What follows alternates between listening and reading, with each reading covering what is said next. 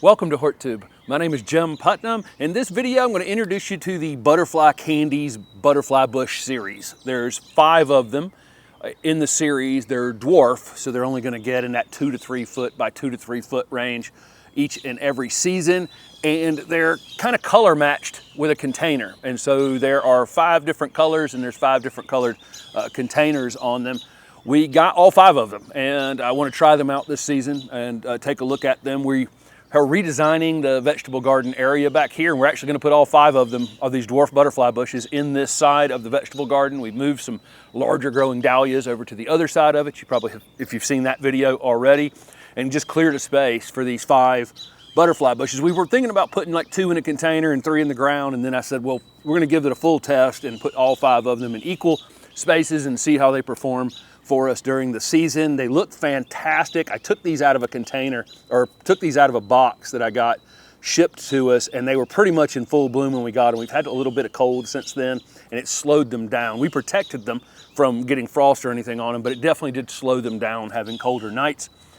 Typically, these are going to bloom from mid to late spring all the way until frost, and so lots and lots of opportunities for pollinators in the garden all season.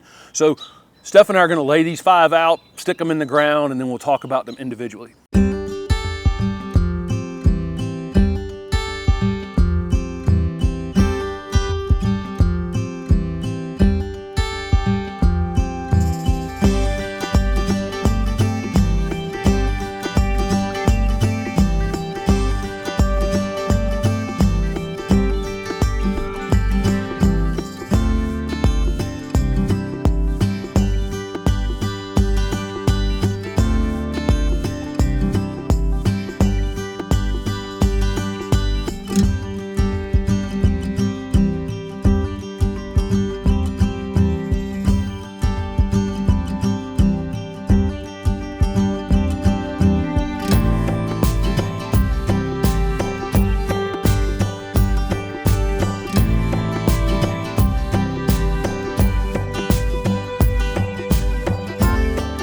All 5 of them are in the ground. We have some other broadleaf evergreens and a couple conifers that are going to go in here as well, so that a lot of the things in here go to sleep. We have daffodils that have finished blooming. We're going to wait for those to die back, but before we have to leave those standing so that they rebuild the bulb for next winter.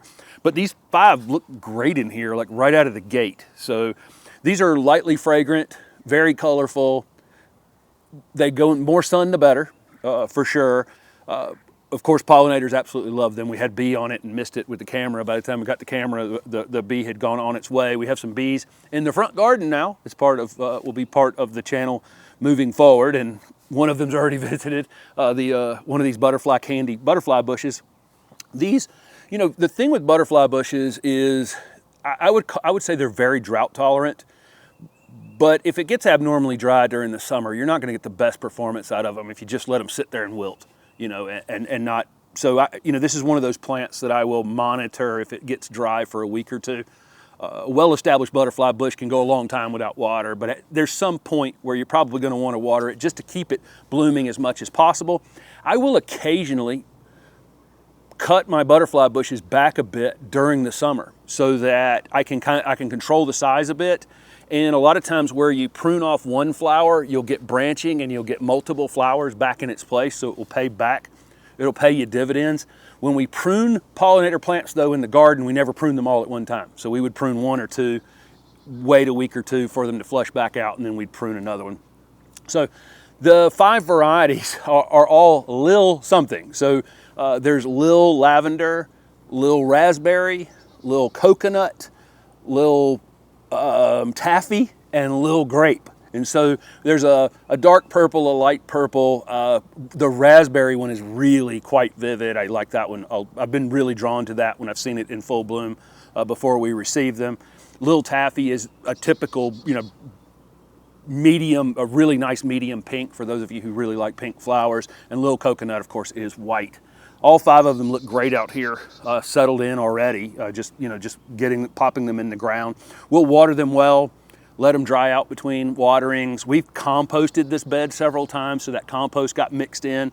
I have a clay-based soil, and I mean a really heavy clay-based soil. So once I dig down more, the soil looks fantastic, but you know, once you get 3 inches down in the ground, it's just a, you know, heavy clay. These won't mind it. I mounded them up just a bit so they won't stay too wet.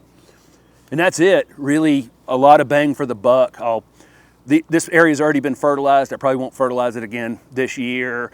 We will prune these in the late winter, sometime before they start putting on new growth. About here in Raleigh, North Carolina, zone 7, we'll prune them sometime in the middle of March, early to mid-March, right before they start growing. And we'll prune them back pretty far. So I'll prune these dwarf ones down to probably less than 12 inches in height. Our full-size butterfly bushes will take down to about 2 feet, something like that. So there you go. This is the Butterfly Candy series. There's a website called butterflycandy.com, and you can learn more. And I think there is a retail locator on that website that I saw if you want to check them out. Thanks for watching.